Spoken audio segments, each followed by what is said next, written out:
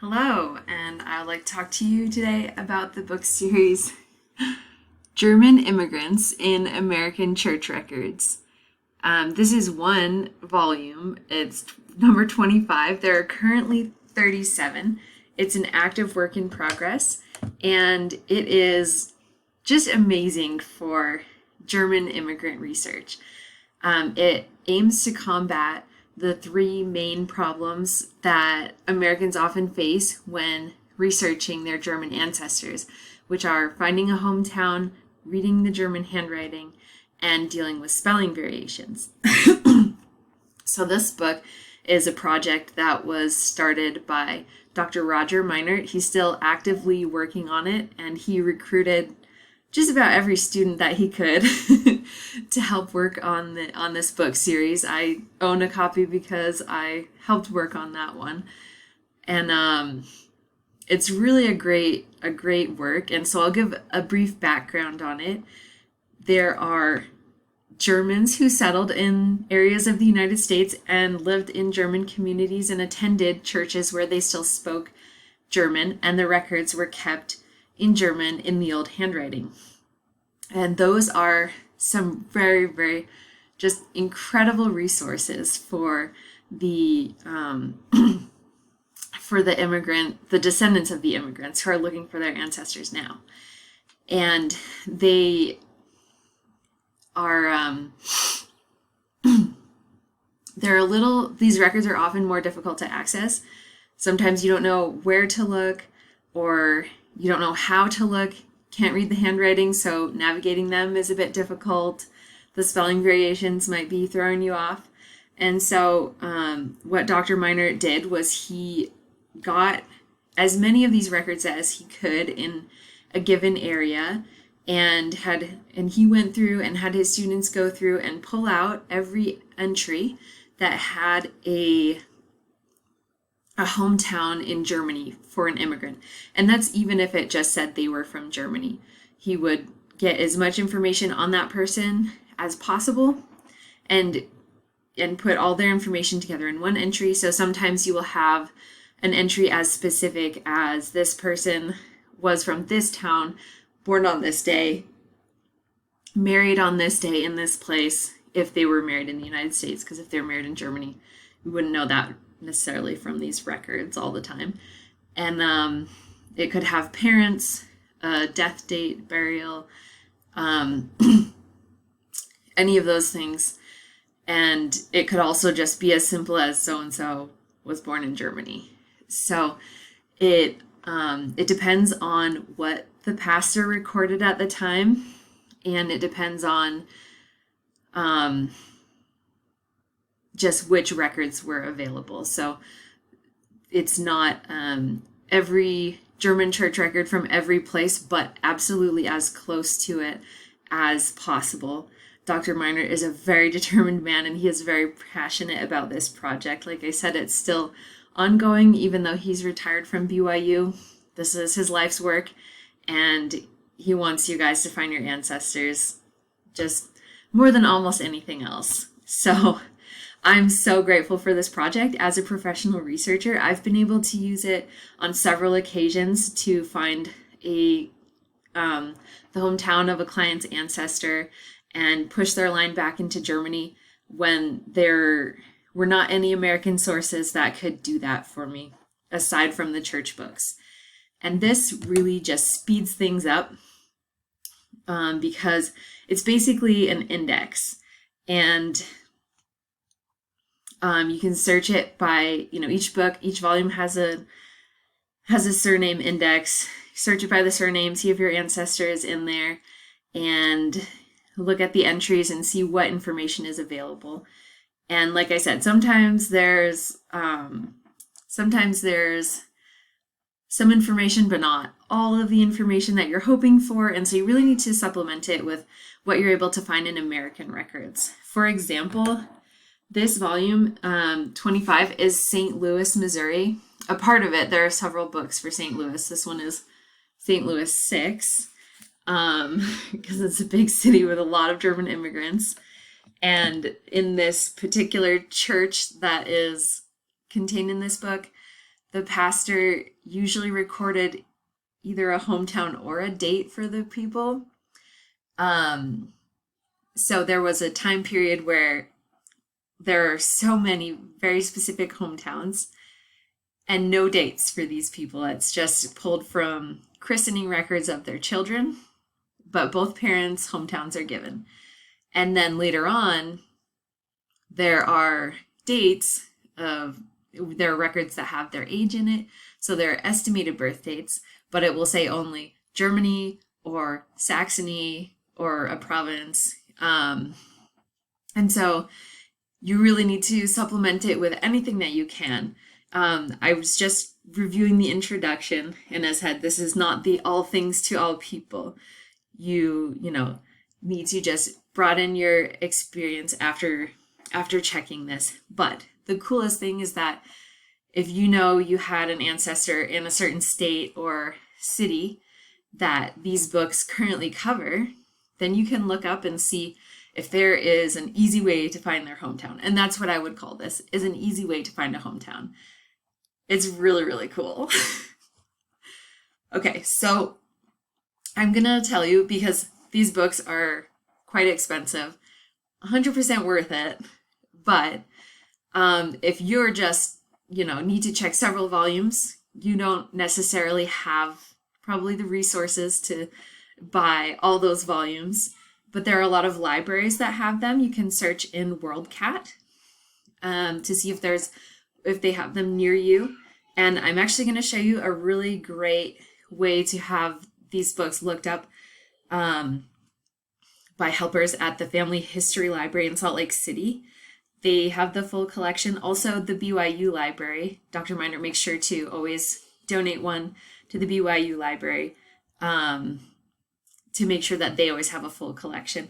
And there's also a way to request lookups there. But we're going to go over the Family History Library one because that is a very broad and helpful research tip in general if you're doing your own research. So let me jump over there real quick.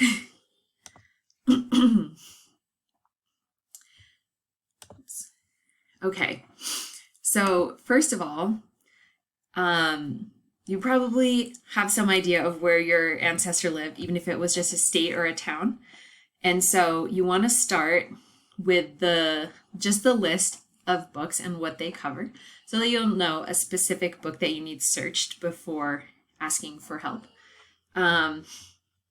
So let me just show you really quick how I got here. This is the Family Search catalog. So we're going to go back to Family Search. This is what it looks like when you get to the home page.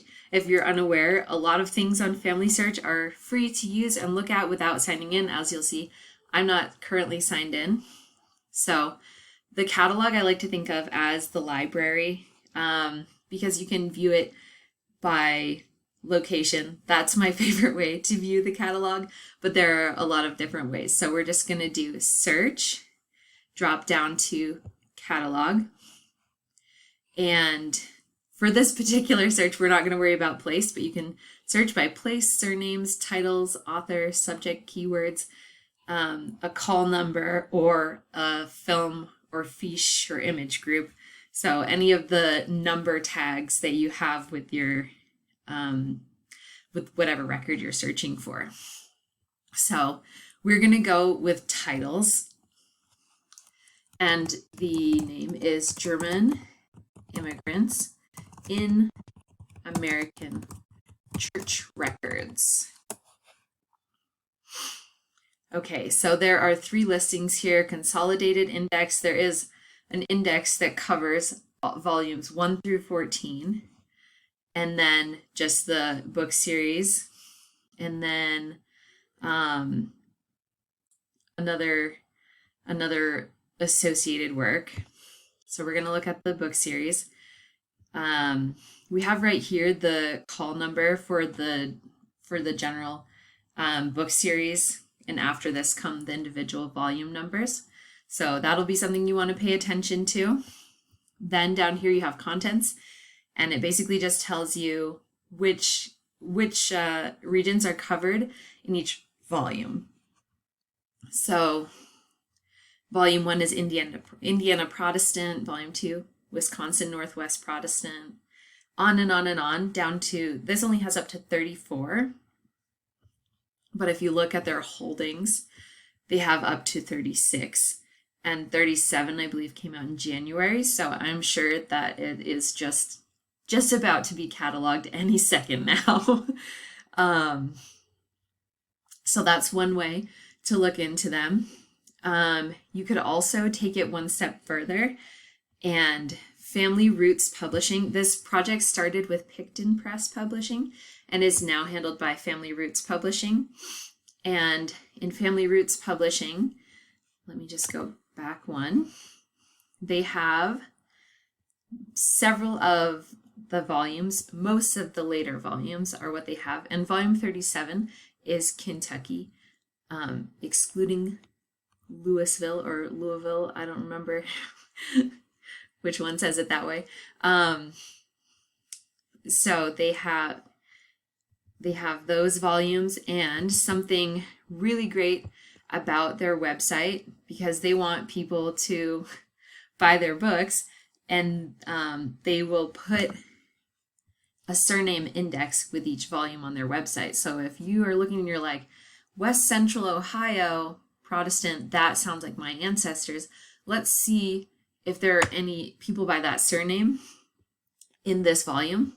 You can, well, first off, it will, they put on here the churches that have been extracted.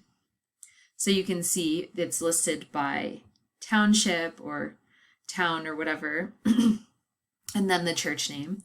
So you can see if the town where you know your ancestor lived is in there, and if so, proceed.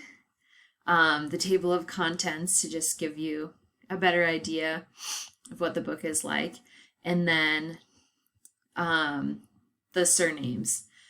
And you can just, scroll down for a very long time because there are a lot of surnames, but to see if your ancestor's surname is listed there. So they're really doing you a favor here to see if you need the book that is, that you think you need, if it's worth to check it, if there's someone there with your ancestor's surname. Obviously, this only has surnames, so you won't know for sure if it's someone related or just someone who happens to have the same surname. But this is a great resource. And then we're going to jump over to lookups. So, Family History Library Record Lookup Services. And this I usually find just by Googling Family History Library lookups. And then there's a link that takes you right here. So you can have the Family History Library just look up a single record for you if you know they have a book that you need. So let's say you needed volume 36, and you gather the information you have about your ancestor. So yeah, I think that they would be in this book. Could you please check and see if this individual is in this book? So they have some questions you can ask. From what materials can lookups be requested? This is why I say in general, it's a great genealogical tool, because it's not just, for this one specific book series, but you can ask them to look up books, microfilms, microfiches, CDs, or digital images, things that you're not able to access on your own. You can, because of distance or whatever the situation may be, you can ask them, hey, I know this book is in the library. Could you please check out and see if you can find this person? Then they ask, what information do I need to provide? So you need to give information on the item that they will be searching in, and then also obviously on your ancestor, who are they going to be looking for, or what information do you hope that they'll find? Are there any limitations? They are bound by copyright restrictions. If you've ever searched on Family Search, you know that not all things are available to all people in all places, and that has to do with the copyright agreements that they were able to work out with the individual archives or churches or however they were able to obtain the information, they are bound by what those entities will allow. So they have to adhere to that. But in most cases, they can at least extract the information and send it to you in an email or a document or a Word document. I'm not exactly sure. I haven't done it because I've usually accessed the library myself. What else is helpful to know?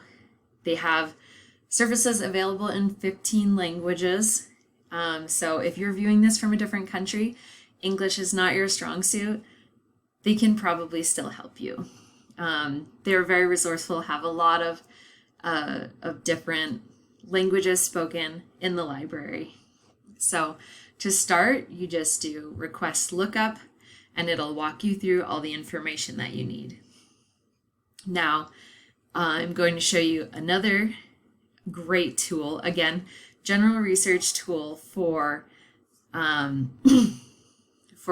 German research or any kind of research, because they have so many great specialists there. And I went to school with a lot of them at Brigham Young University, a lot of their specialists, and I've met a lot of them just from being in the library frequently. And they are great, very talented researchers. They hold them to a high standard.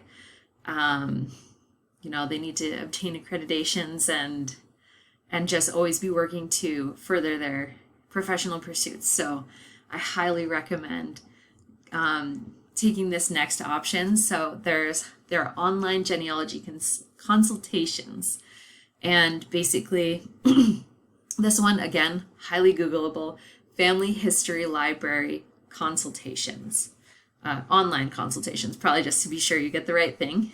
But this is what it looks like, and we can do the gist of it is sign up for a free 20-minute online research strategy consultation. We aim to empower you by identifying good next steps to take in your research journey. And you can learn more about the process here.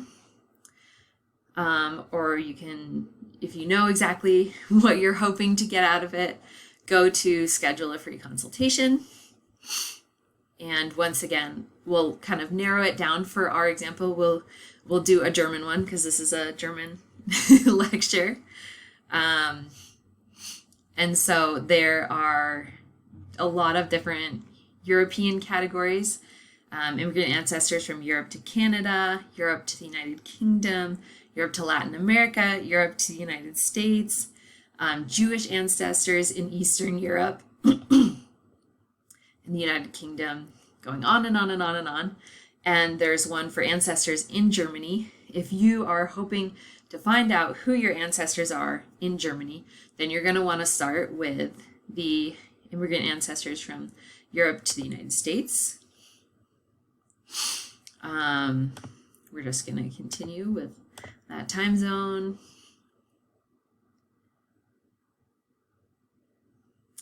Okay, and it's a very popular service. So sometimes you might have to wait a little while to get a consultation. Anyways, you can pick your time and you can do this immigrant ancestors one, or you can do a German one, depending on where you are in your journey. And then as you go on, they'll ask more specific details because they, so they can gather their thoughts and their resources before meeting with you. And I've done on-site consultations with some of these researchers, and they're just fantastic, very knowledgeable, and I highly recommend trying this out if you have that need. And it's the Family History Library, so it's completely free. You don't have to pay for a consultation. I think for the consultations and lookups, they request that you don't schedule more than one a week. And obviously, immediately, there aren't a ton available anyways. But that is just for your knowledge.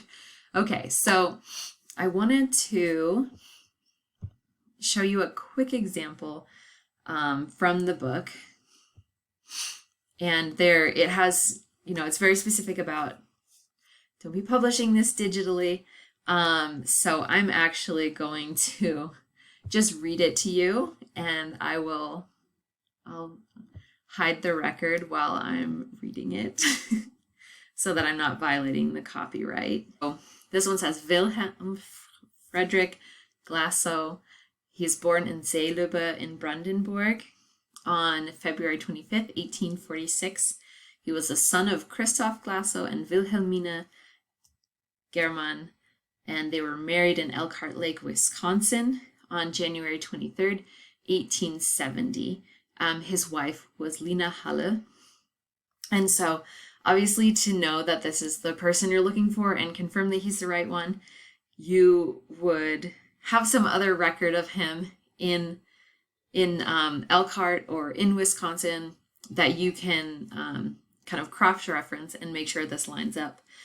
I found just an index of his marriage. The actual entry wasn't available online. It's only available on microfilm. So I might want to do a family history library lookup to get that record, and then also for the next step, it would be very helpful too.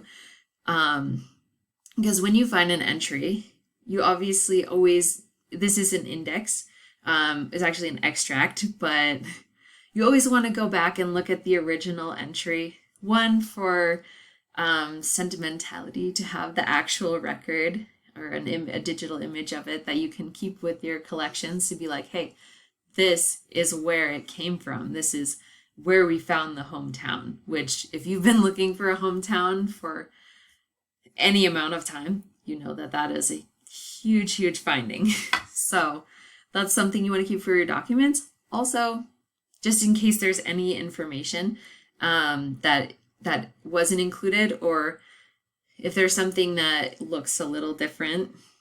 They're not always written in the old German handwriting. Most of them are, but some of them are more modern when they switched over to writing in the Latin handwriting, which is the handwriting that we use today in the United States and a lot of the world. So you definitely want to check that out.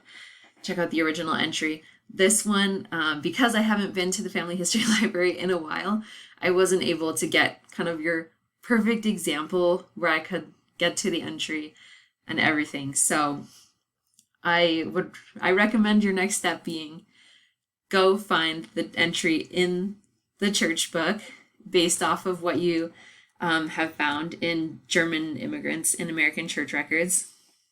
Go and look up the American church record that is associated with that extracted information.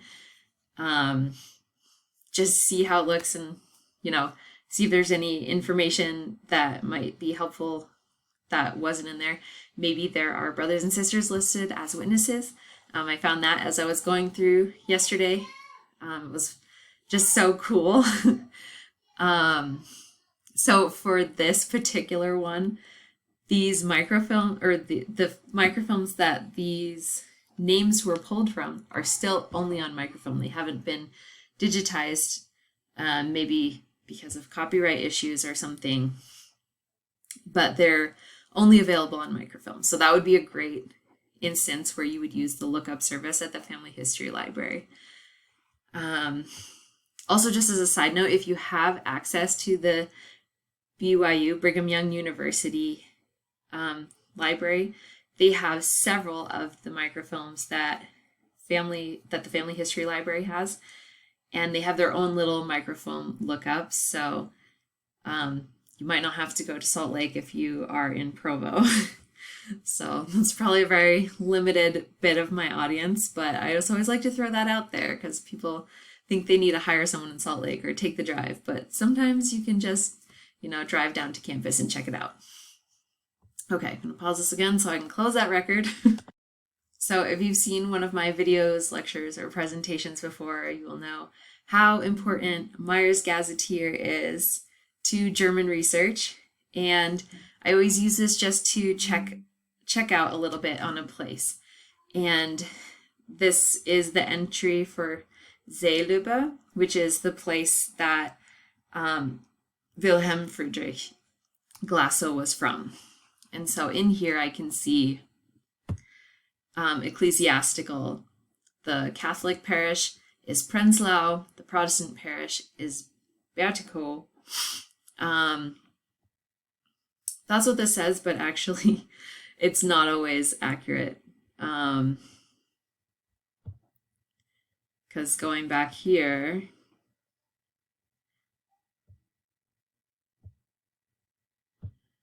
hold on.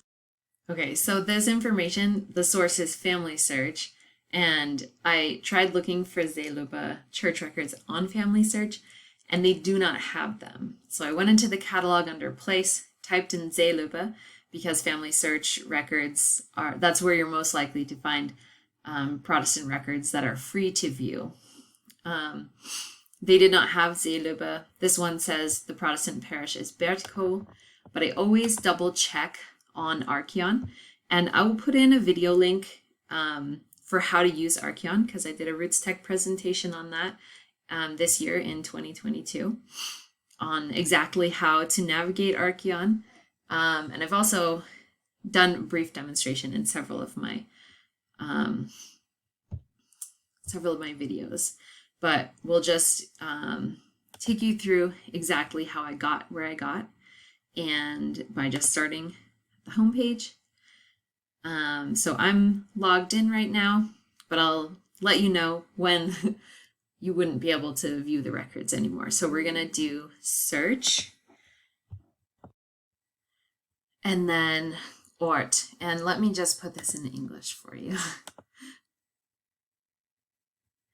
Okay, so Suche is search, but when you just go up to the little globe and put the website in English, then it comes up in English.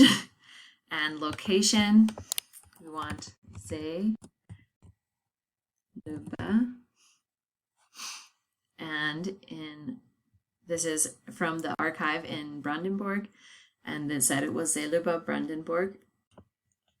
So we're going to click here and search, and then we can just go right to this end one.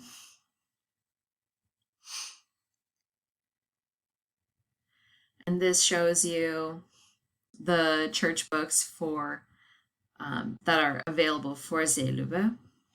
And so since these ones only started in 1801, the Myers-Gaz entry that said Bertico, that might be where the records were kept before 1801. So if you need something earlier, that would probably be a good place to check out. So you can see all the way up to here without paying. If you haven't gotten a subscription to Archeon, then you can, when you click on this, it'll tell you to choose a pass. And for a private user, it's fairly reasonable. I recommend that you set aside some time when you know you're going to be able to actually use your subscription, because it does come out to like $25 for a month or something. But it's a lot cheaper than a plane ticket to Germany and time off of work and everything, or hiring a professional. So I really love Archeon. I think it's organized marvelously and very easy to navigate.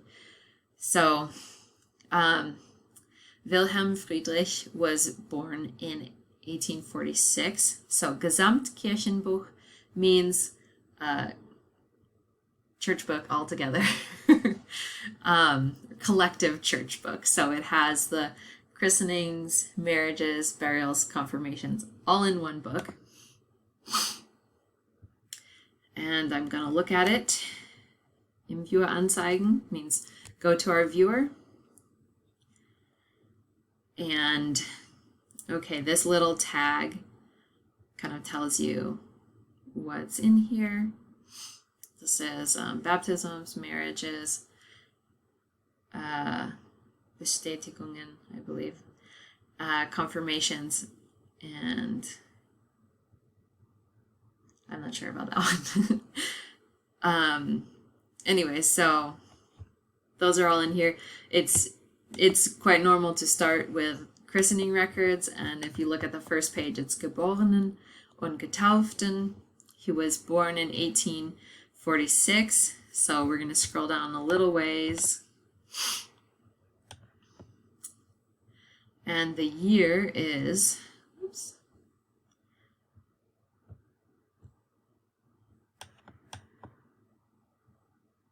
at the top here. This is 1827, so we still have a ways to go. 1841, a little bit farther. 1846, and it was February, so here we have May. This is the day and hour of the birth. And yeah, so this one's day and hour of birth, so this is a column that will be helpful to us. This is the beginning of 1846, and our guy, Wilhelm Friedrich Glassow, is right here. And we can verify this information. I'm just going to zoom in a little bit. Hopefully that will help you see it a little better. Wilhelm Friedrich, he was born on February 25th, 1846, 11 in the morning. Oh, sorry, in the evening. He was a legitimate child of Christoph Glassow, a worker and a laborer and a colonist, or probably a farmer, and Wilhelmina German. So this information is just looks like it's straight out of German Immigrants in American Church Records, because that particular church in Elkhart looks like they took very good records of their people at that time. And then we have his, this one is his christening date. Yes. Christening date looks like the 8th of March. And then these will be the witnesses. And it doesn't look like, oh, so here's a Glassow, so this one is probably a relative. But now we have confirmed that information from German Immigrants in American Church Records. We found him in a German church record, and now, like, los geht's, go for it. You know, have a field day, because this is where it just gets so fun.